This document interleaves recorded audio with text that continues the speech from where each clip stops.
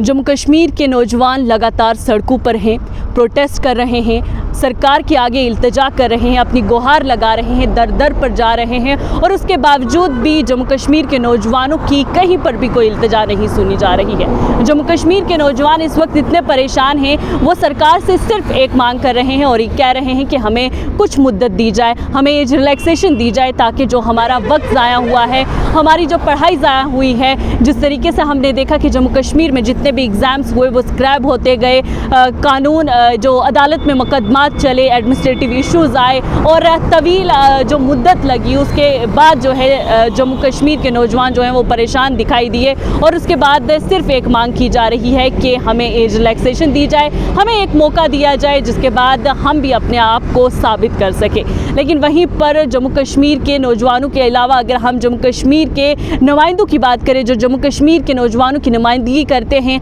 हालांकि पार्लियामेंट में पहुंचे, लोकसभा इंतखाबात आपकी नज़रों से होकर गुजरे, लोकसभा इंतखाबात में जम्मू कश्मीर के बड़े जो 4 MP जो हैं वो चुनकर उन्हें मुंतखब करके जम्मू कश्मीर के अवाम ने पार्लियामेंट में भेजा और ये कहने के लिए, ये बताने के लिए कि वहाँ पर नौजवानों की जो रहनुमाई होगी, नुमाइंदगी की जाएगी। लेकिन वहीं पर देखा गया कि नेशनल कॉन्फ्रेंस के नौ मुंतखब आगा सैयद रूहुल्लाह की जानिब से जो है जम्मू कश्मीर के नौजवानों के लिए आवाज़ भी उठाएगी। लेकिन इतना ही काफ़ी नहीं है, जम्मू कश्मीर के नौजवान अब ये कहते हैं कि सिर्फ एक या आधे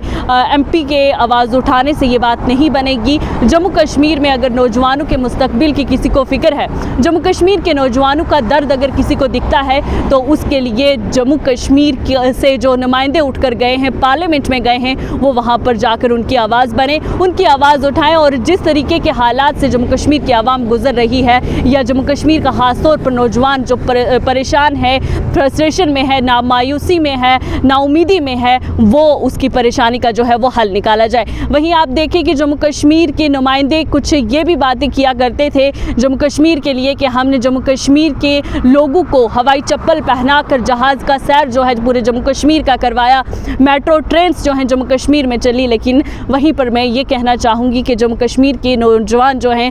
जो अपनी डिमांड जो है आपके सरकार के सामने रख रहे हैं, उन पर ध्यान देना चाहिए, उन पर नज़रसानी करनी चाहिए ताकि जो जम्मू कश्मीर का नौजवान परेशान है उसको कोई राहत मिले। लेकिन वहीं पर हम ये भी देखते हैं कि जम्मू कश्मीर में जिस तरीके से ये एस्पायरेंट्स हैं जो एज रिलैक्सेशन की मांग कर रहे हैं, ये दर दर पर जाकर अपनी गुहार लगा रहे हैं। इन्होंने कोई भी पार्टी ऑफिस नहीं छोड़ा, कोई भी ऐसा लीडर नहीं छोड़ा जिसके पास वो नहीं गए हैं, उसके बाद भी जो है उनको ना